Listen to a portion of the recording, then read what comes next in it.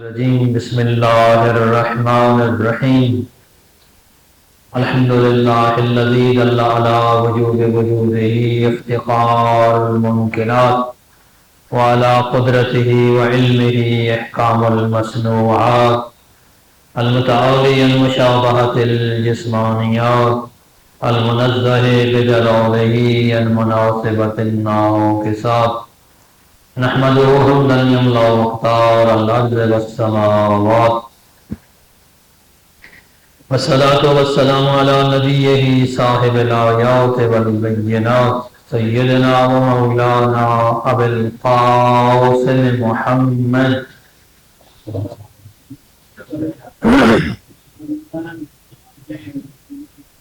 وعلى آله الهادين من الشبه والضلالات الذين أذهب الله عنهم الرجس وطهرهم تطهيرا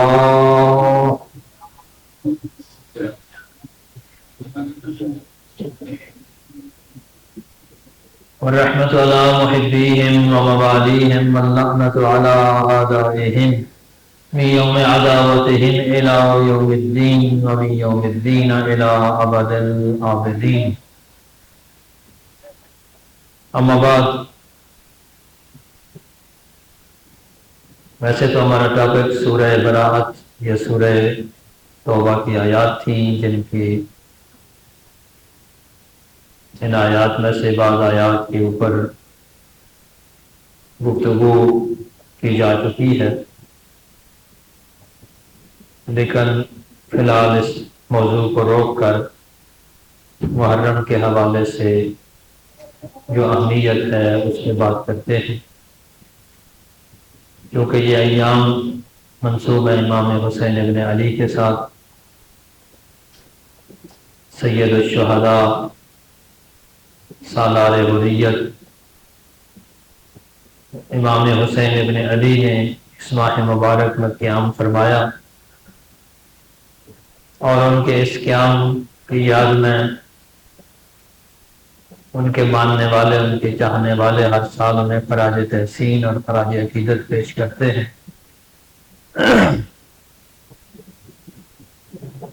تو جہاں امام حسین علیہ السلام کی اس عظیم الشان قربانی کی یاد منائی جاتی ہے، ان کی شہادت کا ذکر کیا جاتا ہے، ان کے مصائب پڑھے جاتے ہیں، اور ان کی اہل و عیال اور ان کے اصحاب و اعوان کا تذکرہ ہوتا ہے، ان کے مصائب کا ذکر ہوتا ہے، یہ سب اپنی جگہ ضروری ہے، اور اس کے بغیر یہ ایام مکمل نہیں ہو سکتے۔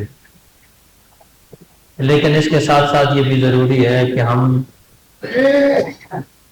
حسین ابن علی کے مقصد پہ بھی گفتگو کریں، ان کے اہداف کیا تھے، وہ کیوں کر اپنے وطن کو چھوڑ کر کربلا تک آئے، اور وہ کیا اسباب تھے جو اس سانحہ کے سبب بنے۔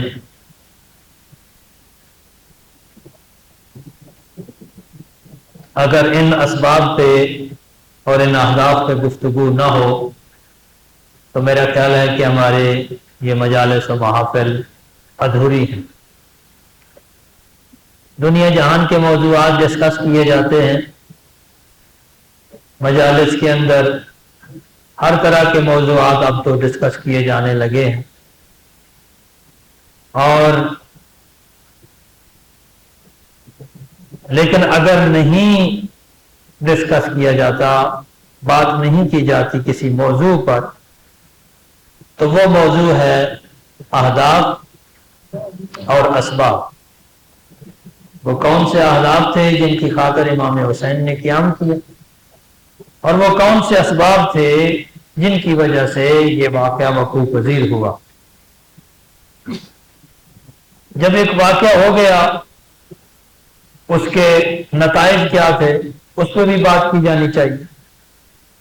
اہداف، اسباب اور نتائج، یہ تینوں چیزیں ضروری ہیں۔ اگر ان پہ گفتگو نہ ہو تو میرے خیال میں ساری بات جو ہے وہ ادھوری ہے اور ناقص ہے۔ تو اپنے بساط کے مطابق، اپنے مطالعہ کے مطابق چند عرائض آپ کی خدمت میں پیش کرنا چاہوں گا کہ دیکھیں امام حسین علیہ السلام نے جو قیام فرمایا ہے، اس قیام میں جو سب سے پہلی بات آپ نے کی ہے وہ یہ ہے کہ آپ نے فرمایا کہ میرے نزدیک یزید خلافت کا اہل نہیں، حکومت کے لیے اہل نہیں،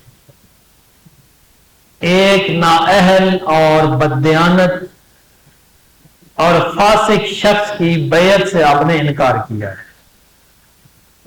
یہ سب سے پہلا آپ کا ہدف اور بنیادی ہدف۔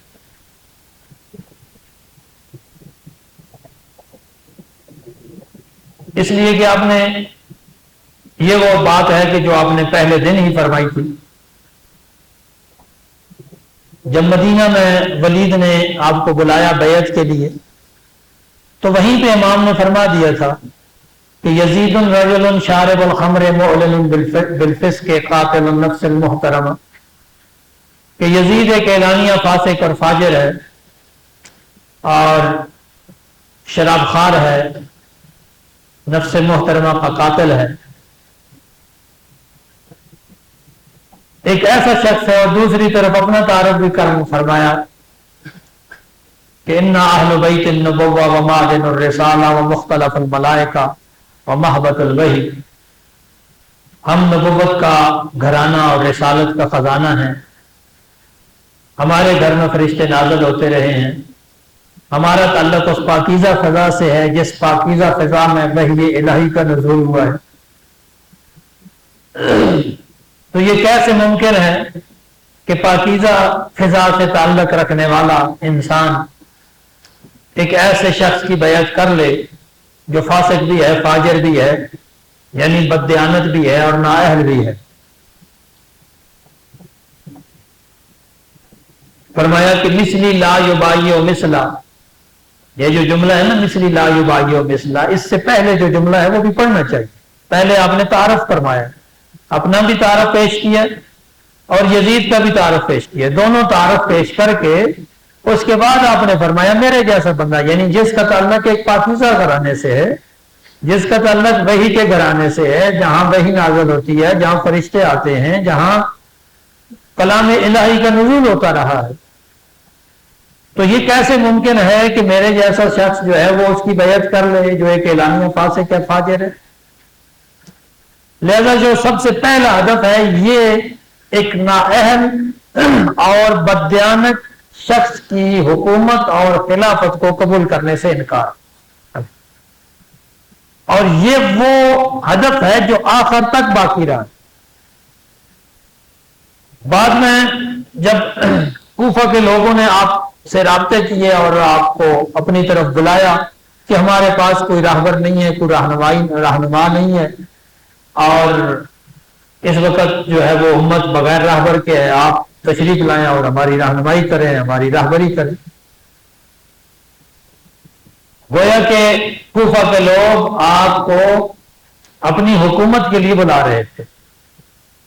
تو امام حسین ابن علی نے جب مکہ چھوڑا ہے اور کوفہ کا رخ کیا ہے تو اس کا مقصد یہ تھا کہ آپ یہ چاہ رہے تھے کہ جب لوگ آپ کا ساتھ دینے کے لیے تیار ہیں یا کم از کم اپنی آمادگی کا اعلان کر رہے ہیں، تو ان کی آمادگی کو دیکھتے ہوئے، ان کا ساتھ دیتے ہوئے اس فاسق، فاجر، نااہل اور بددیانت حکومت کا خاتمہ کر کے ایک پاکیزہ حکومت قائم کی جائے، ایک ایسا نظام حکومت قائم کیا جائے جو خدا اور رسول کے فرامین پر قائم ہے۔ اسی لیے آپ نے جو وصیت نامہ لکھا تھا محمد ابن حنفیہ کے نام، اس میں آپ نے فرمایا، یہ لکھا کہ انی لم اخرج عاشرا ولا بطرا ولا مفسدا ولا ظالما، کہ میرے اس قیام کا مقصد کسی قسم کا فساد پھیلانا نہیں ہے، فتنہ پھیلانا نہیں ہے، میرے اس قیام کا جو مقصد ہے وہ فرمایا انما خرجت لطلب الاصلاح فی امت جدی محمد، میں اس لیے قیام کر رہا ہوں کہ میں چاہ رہا ہوں کہ میرے نانا کی امت میں جو فساد برپا ہو چکا ہے اس فساد کو میں ختم کروں، اس فساد کی جگہ اصلاح کروں، اصلاح قائم کروں. وَأَسِيرَ بِسِيرَةِ جَدِّي وَأَبِي، اور پھر ساتھ یہ بھی فرمایا کہ میرا طریقہ کار، یعنی اپنا طریقہ حکومت بتانا چاہ رہے ہیں. میرا طریقہ حکومت وہ ہوگا جو میرے نانا کا طریقہ تھا اور میرے بابا علی مرتضیٰ کا طریقہ تھا. اريد ان امر بالمعروف، میں امر بالمعروف کرنا چاہتا ہوں، وانہا عن المنکر، اور برائیوں سے روکنا چاہتا ہوں. تو گویا امام حسین ابن علی اپنا جو دوسرا اور اہم اور بنیادی ہدف بتا رہے ہیں وہ یہ بتا رہے ہیں کہ ایک فاسق، ایک فاجر، ایک نااہل اور ایک بددیانت حکومت کا خاتمہ کر کے اس کی جگہ پر ایک پاکیزہ حکومت قائم کی جائے. وہ پاکیزہ حکومت جو قرآن کے فرامین کے مطابق ہو، وہ پاکیزہ حکومت کے جس کا طریقہ کار پیغمبر اکرم کا فرمان ہو، پیغمبر اکرم کی سیرت ہو اور علی مرتضیٰ کی سیرت. یہ وہ ہدف ہے کہ جس کے اوپر گفتگو نہیں کی جاتی، اس پہ بات نہیں کی جاتی. ہم ساری دنیا کی باتیں کر لیتے ہیں. مجلس امام حسین کی ہو رہی ہے، ساری دنیا کے اوراد بھی بتائے جا رہے ہیں، وظیفے بتائے جا رہے ہیں. فلاں وظیفہ پڑھو تو یہ ہو جائے گا، فلاں وظیفہ پڑھو تو یہ ہو جائے گا. امام حسین نے وظیفوں کے لیے قیام کیا تھا؟ امام حسین نے آپ کے اوراد و اذکار کے لیے قیام کیا تھا؟ امام سے تو پوچھے نا. امام کے ہدف پہ بات ہی کوئی نہیں، اور باقی ساری دنیا کی باتیں، مسئلے حل ہو رہے ہیں لوگوں کے، دنیاوی پریشانیاں حل کرنے کے لیے وظیفے بتائے جاتے ہیں. جبکہ امام کا مقصد بہت بنیادی ہے، اور وہ ہے ایک فاسق حکومت کا خاتمہ، ایک نااہل حکومت کا خاتمہ، ایک بددیانت حکومت کا خاتمہ. اگر آپ امام کے ہدف پہ بات نہیں کرتے، اس چیز کو سامنے نہیں لاتے، تو آپ امام حسین کے ساتھ خیانت کر رہے ہیں، آپ امام حسین کے ساتھ زیادتی کر رہے ہیں. میں کہتا رہتا ہوں کہ گریہ فطری چیز ہے، دشمن پر بھی بھر آتا ہے دل. جب مصائب بیان ہوتے ہیں نا تو شیعہ سنی سب روتے ہیں، غیر مسلم بھی روتے ہیں ان مصائب پر. لہذا وہ تو ایک فطری چیز ہے، گریہ فطری چیز ہے. تو آپ اس گریہ سے تھوڑا سا آگے بھی بڑھیں، اس سے آگے نکلیں، دیکھنے کی کوشش کریں کہ امام کا کیا مقصد تھا، کیا ہدف تھا. اور اگر جب ہدف سمجھ لیا ہے تو پھر آپ کیا کر رہے ہیں، ہم کیا کر رہے ہیں.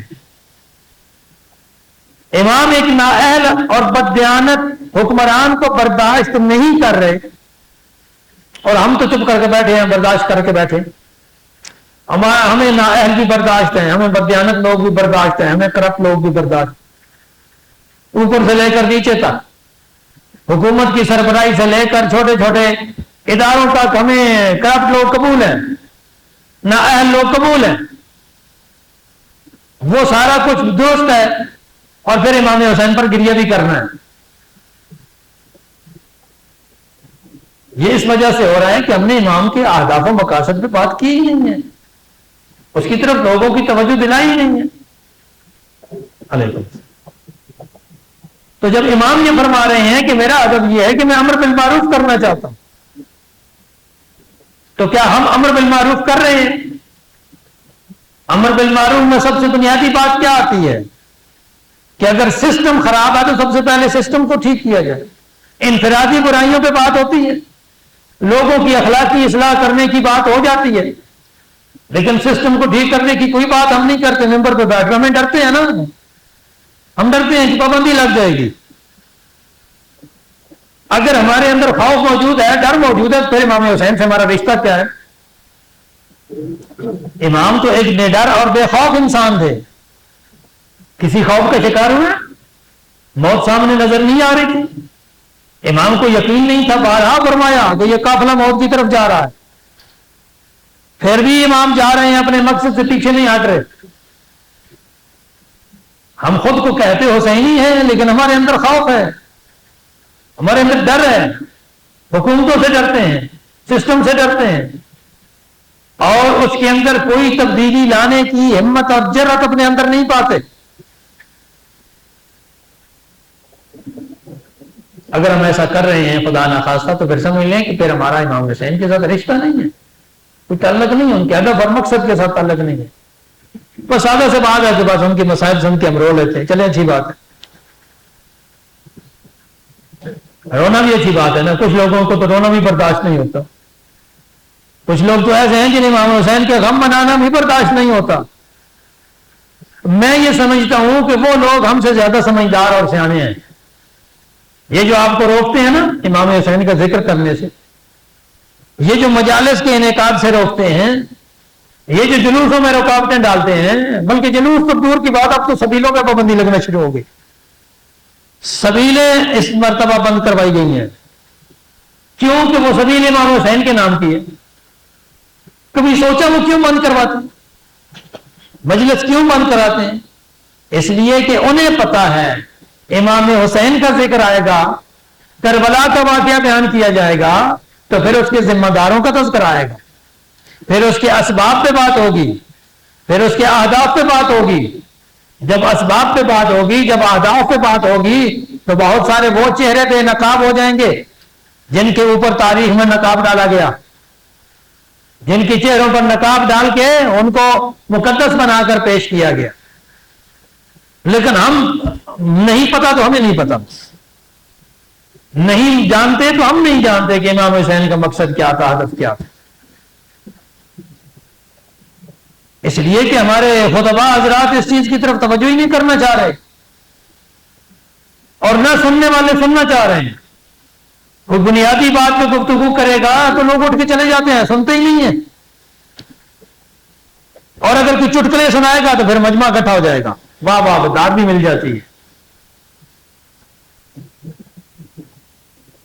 اس لیے کہ ہم تفریح کے عادی ہو گئے ہیں. یہ امام حسین کا غم نعوذ باللہ تفریح کے لیے نہیں ہے, یہ ایک مقصد کے, یہ با مقصد غم ہے. اور اگر اس کے بعد مقصد کو ہم نہیں سمجھ پائیں گے تو پھر ہم زیادتی کریں گے امام کے ساتھ. امام نے میدان منا میں اس قیام سے پہلے فرمایا تھا, 60 ہجری میں تو آپ منا میں تھے نا, اس سے 1 سال پہلے کی بھی بات ہے. میں نے بھی امام بارہا ظلم کا پردہ چاک کرنے کے لیے گفتگو فرماتے رہے ہیں. اس سے پہلے ایک بڑا تفصیلی خطبہ ہے, تاریخ کی کتابوں میں منقول ہے کہ امام نے میدان منا میں کھڑا ہو کے فرمایا تھا, الا ترون ان الحق لا يعمل به وان الباطل لا يتناهى عنه. تم لوگ دیکھتے نہیں ہو کہ باطل سے کوئی روک نہیں رہا, باطل پہ عمل ہو رہا ہے اور حق پہ عمل کوئی نہیں کر رہا. کیا تمہاری اور میری یہ ذمہ داری نہیں ہے کہ حق پہ عمل کریں؟ کیا یہ تمہاری اور میری ذمہ داری نہیں ہے کہ حق پر عمل کرنے کے لیے لوگوں کو ترغیب دیں اور باطل کے سامنے رکاوٹ بنے؟ تو امام حسین تو باطل کے سامنے رکاوٹ ہے. امام حسین وہ شخصیت ہیں جو تنہ تنہا باطل کے تمام تر چہروں سے نقاب لٹنے والے ہیں, جن کی ایک شخصیت بھی کافی ہے پورے سسٹم کو بے نقاب کرنے کے لیے. مشکل ہماری طرف ہے. امام حسین کے اس پیغام میں, اس ہدف میں وہ ساری چیز موجود ہے کہ ایک بہترین ایسا سسٹم ہونا چاہیے کہ جس میں تمام انسانوں کو ان کے حقوق ملیں. جب حکمران یا اوپر والا طبقہ کرپٹ ہوگا, نااہل ہوگا, بددیانت ہوگا, تو پھر نیچے کیسے دیانت رائج ہوگی؟ پھر عام لوگ کیسے اچھائی کی طرف آئیں گے؟ جب وہ دیکھیں گے کہ جھوٹ بول کر سیاستدان کامیاب ہو رہا ہے, جب وہ دیکھیں گے کہ دھوکہ دہی اور فریب کے ذریعے سے ان کے اوپر حکومت کی جا رہی ہے, تو پھر عام لوگ بھی اسی طرف آ جائیں گے. وہ بھی کہیں گے بس ٹھیک ہے جی, دھوکہ دے کر ہی کام کرنا ہے. تو اگر ہمارے معاشرے میں دھوکہ دہی ہے, فریب ہے, فراڈ ہے, جھوٹ ہے, پھر ہمارا معاشرہ اسلامی ہے؟ یہ وہ اسلامی معاشرہ نہیں ہے کہ جس کی امام حسین کو تمنا تھی. امام یہ چاہتے ہیں کہ امر بالمعروف ہو. تو کیا جھوٹ بولنا معروف ہے؟ جھوٹ معروف ہے یا منکر ہے؟ منکر ہے نا, منکر برائی کو کہتے ہیں. تو پھر ایسا کیوں ہے ہمارے معاشرے کے اندر وہی کامیاب ہو رہا ہے کہ جھوٹ بول رہا ہے, اور جو سچ بول رہا ہے وہ ناکام ہو رہا ہے ظاہری طور پر؟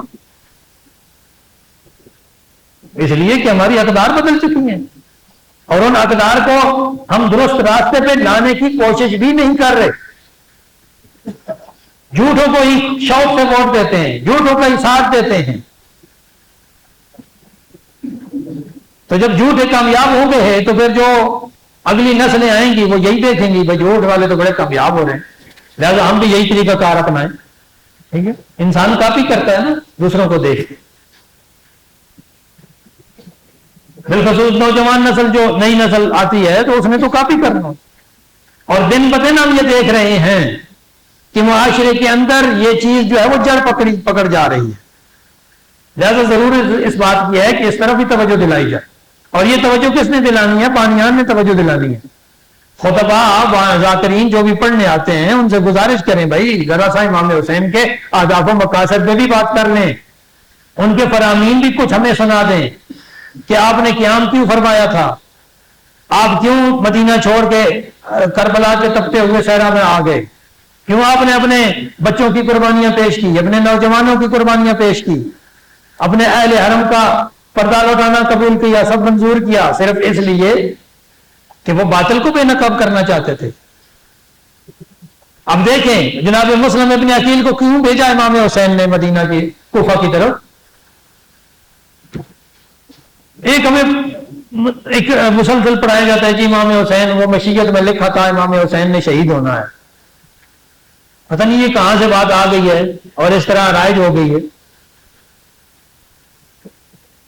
کہ امام حسین نے بھائی ایک تو مشیت میں لکھا تھا تو پھر شہید کرنے والوں کو کیا گناہ ہے؟ پھر تو وہ انہوں نے وہی کیا جو کچھ ان کے لیے طے شدہ تھا. یہ پیغام دے کر آپ امام حسین کے مقصد سے اور ان کے طریقہ کار سے ان کے اہداف سے لوگوں کو دور کر رہے ہیں. امام نے کیوں بھیجا ہے مسلم ابن عقیل کو؟ شہید ہونے کے لیے بھیجا ہے. امام نے بھیجا ہے لوگوں سے بیعت لینے کے لیے، اور جناب مسلم ابن عقیل نے لوگوں کی بیعت لی ہے. لوگوں سے امام حسین کے لیے بیعت لی گئی ہے کہ آؤ بیعت کرو امام حسین کی کہ تمہارا امیر حسین ابن علی ہے، یزید نہیں ہے. حتیٰ کہ دربار ابن زیاد میں جب جناب مسلم زخمی ہے، سارا جسم زخمی ہو چکا ہے، لوگ کہتے ہیں کہ امیر کو سلام کرو، وہ کہتے ہیں ماں امیری سوال حسین، حسین ابن علی کے علاوہ میرا کوئی امیر نہیں. اس لیے کہ مسلم ابن عقیل نے حسین کے ہاتھ پر بیعت کر لی تھی اور لوگوں سے بھی بیعت لی تھی. یہ بیعت کس لیے لی جاتی ہے؟ بیعت لی جاتی ہے حکومت قائم کرنے کے لیے. آپ یہ بات تو کرتے ہیں ممبروں سے کہ مسلم بن عقیل کتنے لوگوں نے بیعت کی اور پھر گئے پھر، لیکن اگلی بات کیوں نہیں کرتے کہ بیعت لی جاتی ہے حکومت قائم کرنے کے لیے. حسین ابن علی یزید کی حکومت گرانا چاہتے تھے اور اس کی جگہ امامت کا نظام قائم کرنا چاہتے تھے. برحق امام کا ہونا حکومت کے اوپر ضروری ہے، یہ مقصد تھا امام کا.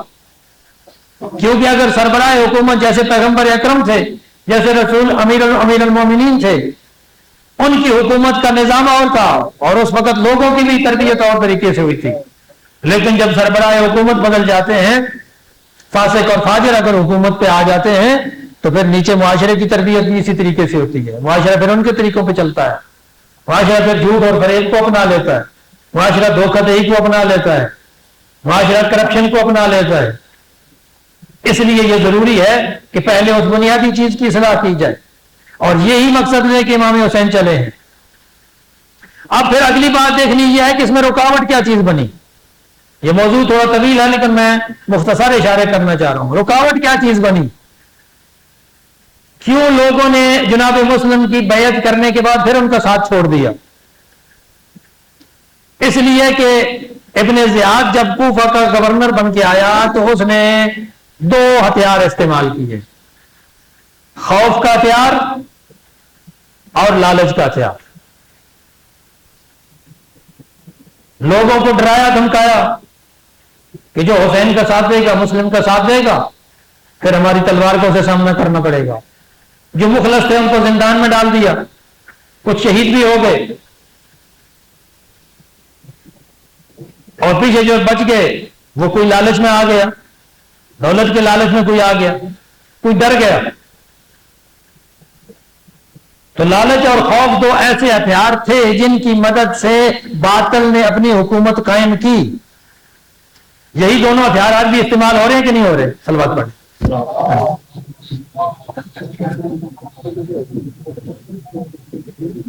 یہی دونوں ہتھیار آج بھی استعمال ہو رہے ہیں. لالچ اور خوف کے ذریعے سے لوگوں کو خرید لیا جاتا ہے. لالچ کے ذریعے سے خریدا جاتا ہے اور خوف کے ذریعے سے ڈرایا جاتا ہے. ڈرا کر حکومت قائم کی جاتی ہے. تو اس کو ہم کس حد تک ختم کر سکے ہیں؟ اس کو ختم کرنے کی کوشش ہم نے کتنی کی ہے؟ کوئی نہیں کی. اور پھر ایک بات اور یہاں پہ کرتا چلوں، مختصر اشارہ وہ بھی بات پھر کبھی اس پہ موقع ملا تو تفصیل سے بات کروں. اس تحریک کو ظاہری لحاظ سے جو نقصان پہنچایا، اس میں جہاں لالچ کا عنصر تھا وہاں ایک جھوٹ کا بہت بڑا جو فریب کا عنصر تھا وہ بھی تھا. جب جناب ہانی ابن عروہ کو گرفتار کیا ابن زیاد نے اپنے دربار میں بلا کر ان کے اوپر لاٹھی سے وار کر کے انہیں زخمی بھی کیا، باہر جب یہ خبر پہنچی کہ ہانی ابن عروہ زخمی ہو گئے ہیں، بعض لوگوں نے کہا شہید ہو چکے ہیں، تو ہانی کا پورا قبیلہ اس نے آ کے دارالامارہ کا گھیرا کر لیا. ہانی ابن عروہ کے بارے میں تاریخ میں لکھا ہے کہ یہ اتنا بڑا سردار تھا کوفے کا کہ جب یہ چلتا تھا تو 4000 سوار اس کے ساتھ ہوتے تھے اور پیادے اس کے علاوہ تھے. اتنا بڑا سردار تھا، لیکن یہ سردار اس کے ساتھ ہوا کیا؟ یہ کیوں شہید ہو گیا؟ جب یہ خبر پہنچی پورا قبیلہ دارالامارہ کے گرد اکٹھا ہو گیا. ان کا ایک ہی مطالبہ تھا کہ ہانی کو ہمارے حوالے کرو، ہانی بن عروہ کو. اس وقت قاضی شریح کو بلایا ابن زیاد نے اور قاضی شریح کو کہا کہ تم جا کر لوگوں کے سامنے بیان دو کہ ہانی زندہ ہے. قاضی شریح نے وہاں پر اس وقت ساتھ دیا حکومت وقت کا، اس بددیانتی سے کام لیا. اگر قاضی شریح اس کا ساتھ نہ دیتا، جا کے لوگوں کو سچ بتا دیتا کہ ہانی تو زخمی ہے، گرفتار ہے، وہ سارے لوگ دارالامارہ کے اندر گھس آتے. تاریخ کہتی ہے کہ اس وقت ابن زیاد کے پاس گنتی کے سپاہی تھے دارالامارہ کے اندر. وہ تاریخ کا نقشہ بدل سکتا تھا. لیکن ہوا کیا؟ جب اس نے یہ بیان دیا، دوسری طرف اس وقت ہانی کی غیر موجودگی میں قبیلے کی سرداری اس کا چچا زاد بھائی عمرو ابن حجاج انجام دے رہا تھا. عمرو ابن حجاج کو یہ لالچ تھا کہ ہانی بن عروہ ہٹ جائے تو میں اس کی جگہ مکمل سردار بن جاؤں. لہذا اس نے موقع سے فائدہ اٹھایا. جیسے ہی قاضی شریح نے یہ بیان دیا دارالامارہ کی چھت پہ کھڑے ہو کے اور کہا کہ ہانی بن عروہ تو زندہ ہے، صحیح سلامت ہے، وہ گورنر کے پاس بیٹھا ہے، آپ لوگ پریشان کیوں ہو رہے ہیں؟ اپنے گھروں کو چلے جائیں. اس وقت عمرو ابن حجاج جو اس وقت لیڈرشپ تھی، واحد لیڈرشپ تھی اس قبیلے کی، جو اس وقت قیادت کے منصب پہ فائز تھا، اس کا یہ فریضہ تھا. وہ کہتا کہ ہماری ایک ہی شرط ہے کہ ہانی کو ہمارے سامنے لاؤ. لیکن وہ اپنے لالچ میں آ گیا. اس نے کہا اچھا اگر ہانی صحیح سلامت ہے تو ہم کیوں یہاں پہ اکٹھے ہیں، چلو واپس گھروں کو چلتے. اس کے اس منصب اور مقام کے لالچ نے پورے نقشے کو تبدیل کر دیا. اگر وہ عمرو ابن حجاج اس وقت بددیانتی سے کام نہ لیتا تو کوفے کا نقشہ تبدیل ہو جانا تھا. پھر امام حسین کو کوفہ پہنچنے سے بھی کوئی نہ روک سکتا. لیکن دولت کے لالچ میں، مکان کے لالچ میں اس نے ایک بہت بڑے کاز کے ساتھ غداری کی. اور آج بھی ایسا ہو رہا ہے. لوگ اپنے ذاتی فائدے کے لیے ایک بددیانت یا نااہل شخص کو ہٹانے کی بجائے اس کے ساتھ کھڑے ہو جاتے ہیں اور پھر مجلس میں بیٹھ کے زار زار گریہ بھی کر رہے ہوتے ہیں. کیا امام حسین کو ریاکاری کی ضرورت ہے؟ قطعاً اس ریاکاری کی ضرورت امام حسین کو نہیں ہے. کیا بددیانتوں کا ساتھ دیں، نااہلوں کا ساتھ دیں، کرم لوگوں کا ساتھ دیں اور پھر آ کے امام حسین کی مجلس میں بیٹھ کے گریہ کریں، روئیں پیٹیں؟ اس رونے گریہ کرنے کا امام حسین کو کیا فائدہ ہے؟ امام تو یہ چاہتے ہیں کہ جو اسباب سبب بنے اور جن کی وجہ سے امام حسین کی شہادت واقع ہوئی ہے، ان اسباب میں بھی تو بات قابو پانے کی کوشش کی جائے نا. لیکن ہم تب کوشش کریں گے جب اس پہ بات ہوگی. ہمیں تو صرف فضائل مسائل سنا کے تو خوش کر کے گھر بھیج دیا جاتا ہے. اسباب پہ بات نہیں کرتے، ہم اہداف پہ بات کرتے ہی نہیں ہم. اور اگر بات کرتے بھی ہیں تو امام حسین کے ہدف کو بہت محدود کر دیتے ہیں.